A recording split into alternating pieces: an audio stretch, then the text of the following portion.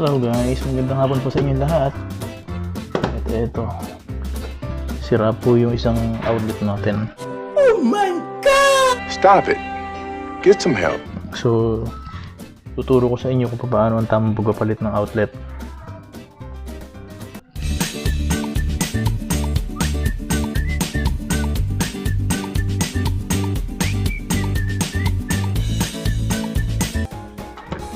Wala na po siyang kagat sa loob.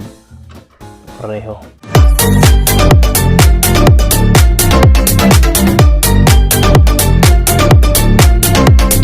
Durog na yung sa loob niya.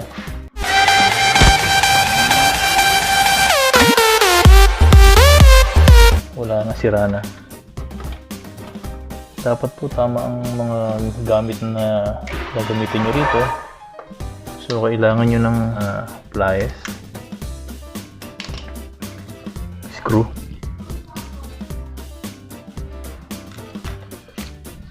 at minsan kailangan nyo rin ng electrical tape. Let me put it in a language you can understand. So, una po, tatanggalin natin tong cover.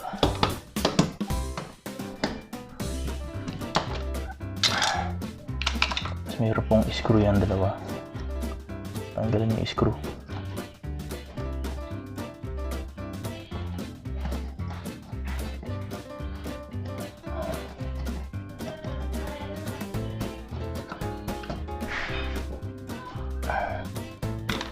So, pwede nyo gamitin ng pliers. Ito nyo guys.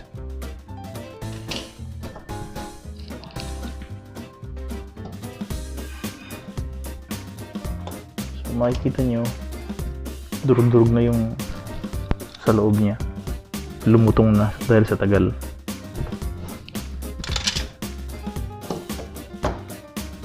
Pinaba ko muna yung main switch. So guys, tandaan nyo, ang safety is number one sa lahat ng gagawin natin, lalo na sa kuryente. Napakadelikado nito. So ibaba muna natin ang switch para doon sa mga outlet na yun gagawin natin bago tayo mag-umpisa magtrabaho. Nice. Makita nyo guys, ayan. Basag na siya, durug-durug na. So, papalitan na natin siya. So, ito yung papalit natin, guys. Bumili ako Royu, 139 pesos.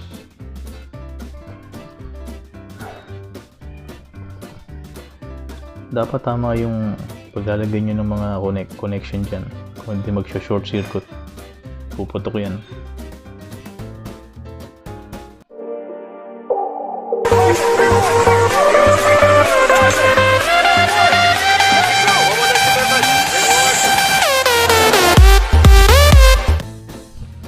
Ito yung cover niya. Tignan natin guys ang paglilipat ng connection dito. So guys, bali ito yung gagamitin ko sa kanya. Kinuha ko rin to doon sa dating nakakabit kasi maayos pa naman siya, nakikita nyo. Hindi pa siya sunog. Okay pa siya. What?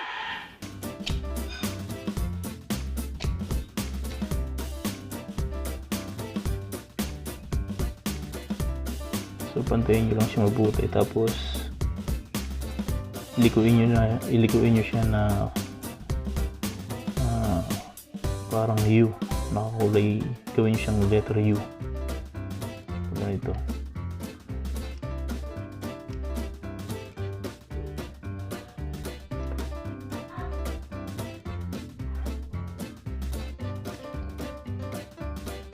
Guys,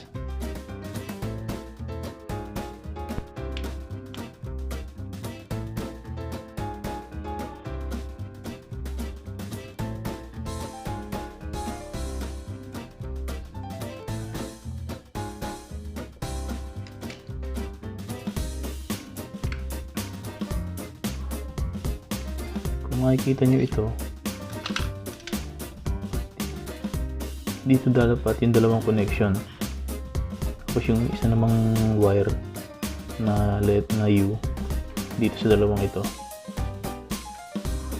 Pagkatapos live wire dito yung sasaksak at yung isa ay dito.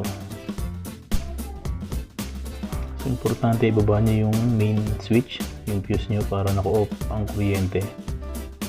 So again guys, itong dalawang ito dito, okay, pag ganyan na po niya. At ito naman ay dito. Okay, yan. Ibabaon nyo yan kasi medyo mahigpit yan. Makikita nyo may ngipin yan sa loob. Pag ganyan ang forma niya.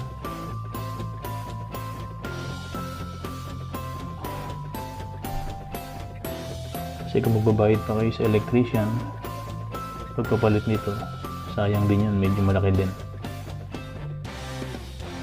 Delikado ngayon magpapasok na yung kung sino-sinong tao sa loob ng bahay nyo, di ba? Baka may virus. Kayo lang ang gumawa. So guys, kabit na natin. So ito yung isa guys. So gamitin natin ng pliers, pantulak.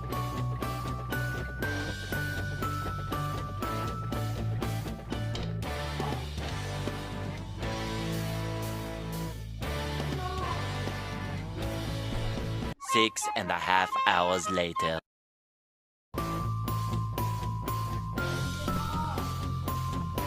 Itulak nyo lang mabuti guys, babaon yan.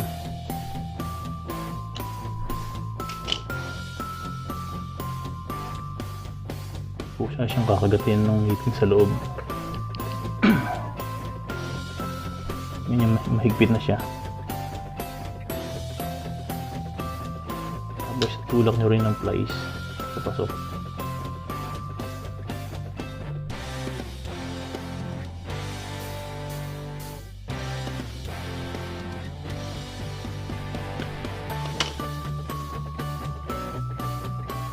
Hindi mahigpit ng konti guys.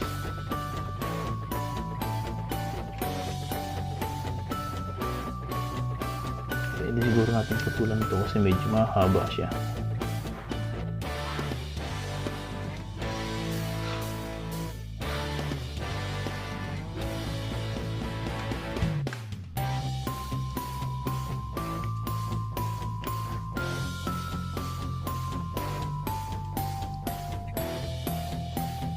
Kumagat na siya guys.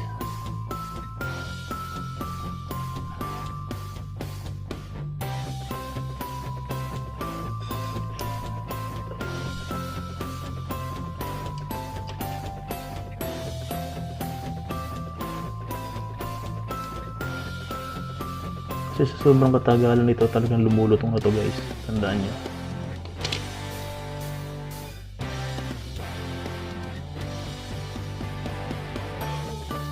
So, katulad din dati kanina guys. Tulak lang natin.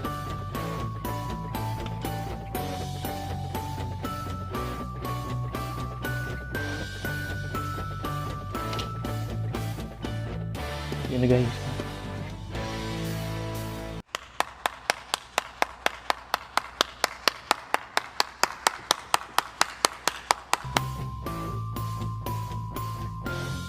So, ngayon yung live wire dito natin lalagay, isa dito at isa naman dito, negative tsaka positive. Makikita nyo guys,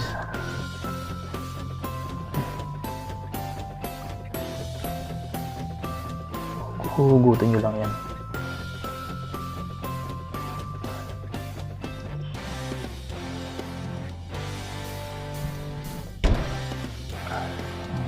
Medyo mahiwalay na siya guys. Kasi malutong na nga siya.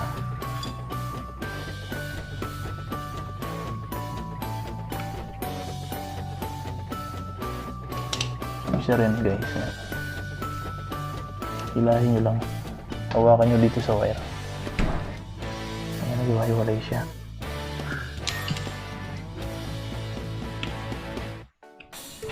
Ito, papasok natin ngayon guys ha.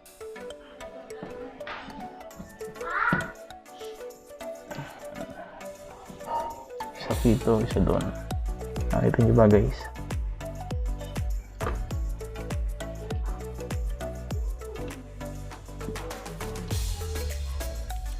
Yun na guys. Kumagat na siya. Pasok niyo mabuti. Para mahigpit. Para hindi siya mag-loose. Sa isang wire.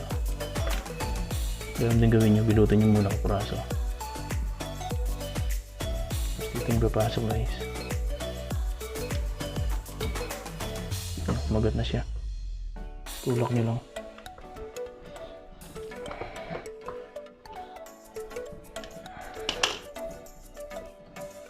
Yan na siya guys.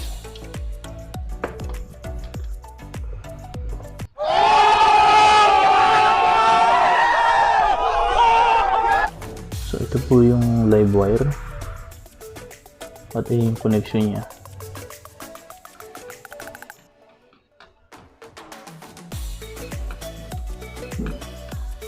Okay po guys. Kapit na natin yan.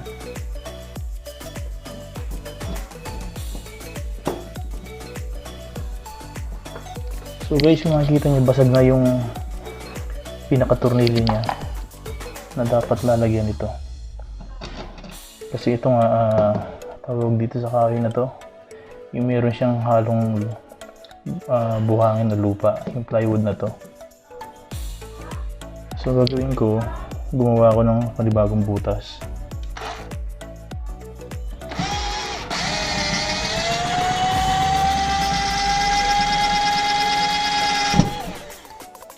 Medyo maliit lang ang butas na gagawin nyo para kasyang-kasya yung tornilyo.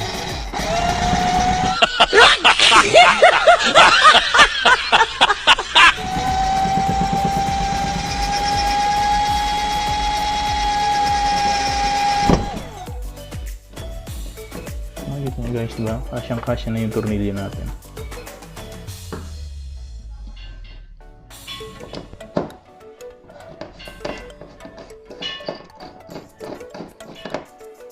Huwag nyo gano'ng sigipan para hindi ma-lost thread.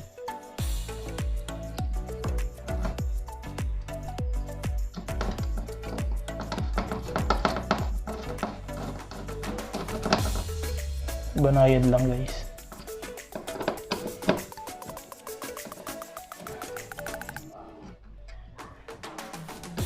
Guys, masikip na siya.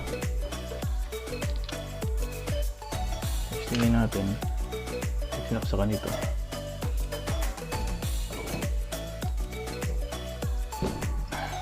Guys, pwede na, di ba? Ano siya?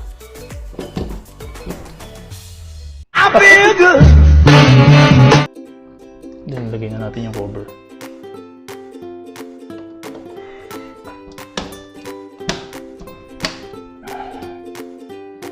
Ano guys, brand new na ulit siya. So, ngayon guys, tapos na yung project natin sa taas. So, i-on na natin to. Check natin kung umiilaw na siya. Guys, na-on na natin yung main switch niya para sa mga outlet na to. Sa fuse box, breaker.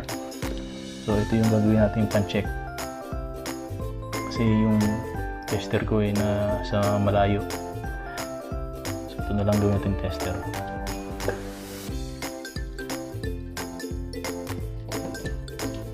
Gumagana siya. So, natin yung ilaw. Ayan.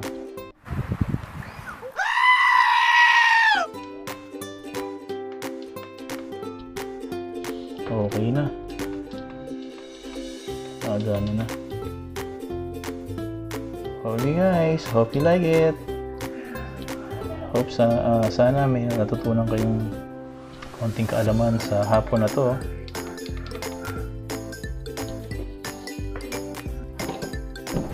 So guys, hope you enjoy this video at sana may natutunan po kayo. Please don't forget to subscribe, like my channel, share, and comment please. So we can make some more videos. Ingat po tayo lahat everyone and God bless you all.